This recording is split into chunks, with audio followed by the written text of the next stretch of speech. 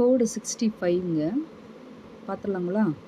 நிறுவப்பட்ட முறையான முறைக்கு வெளியே எந்த ஒழுங்கமைக்கப்பட்ட கல்வி நடவடிக்கையும் முறைசாரா கல்வி ஆகும்.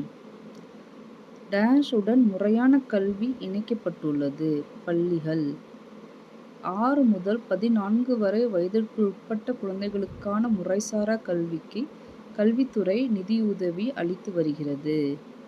தேசிய திறந்தநிலை பள்ளி NOS நவம்பர் 1989 நிறுவப்பட்டது. பாரம்பரிய சமூகங்கள் தங்கள் முறைசாரா கல்வி முறைகளில் செழித்துள்ளனர். முதலமைச்சர் காலை உணவுத் திட்டம் அனைத்து அரசு பள்ளிகளிலும் 1 முதல் 5ஆம் வகுப்பு வரை அனைத்து கிராம, நகர பஞ்சாயத்துகளிலும் உள்ள அனைத்து PUPS நடுநிலை, உயர்நிலை மற்றும் மேல்நிலைப் பள்ளிகளிலும் செயல்படுத்தப்படும். 7. SOP-யில் குறிப்பிட்டுள்ள செயல்பாடுகளை செய்வதற்கான மையக் குழு ஆசிரியர்களைக் கொண்டிருக்காது. 8. மையக் குழுவின் ஒருங்கிணைப்பாளராக இருப்பார் தலைமை ஆசிரியர். 9.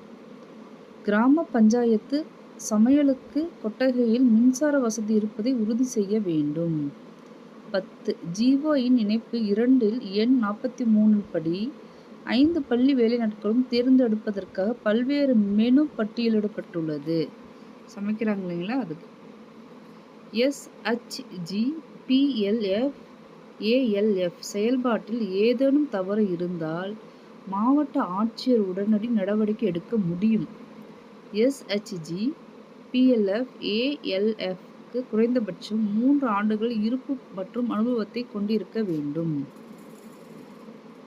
அவர்களின் குழந்தைகள் அதே அரசு பள்ளியில் படிக்கின்றனர். SHG உறுப்பினர்களுக்கு முன்னுரிமை வழங்கப்படும். The priority shall be given to SHG members when மாணவர்கள் பலம் 10க்கு குறைவாக இருக்கும்போது தனி சமையலறையை நிறுவ வேண்டிய அவசியமில்லை. 15. கிராம, நகர பஞ்சாயத்து உள்ள பள்ளிகளில் குழந்தைகளுக்கு காலை உணவு தயாரித்து வழங்குவதற்கான சமையல் எரிவாயு, அடுப்பு மற்றும் பாத்திரங்களுக்கான செலவை வழங்க வேண்டும். சமூக நலன் மற்றும் பெண்கள் அதிகாரமளித்தல் துறை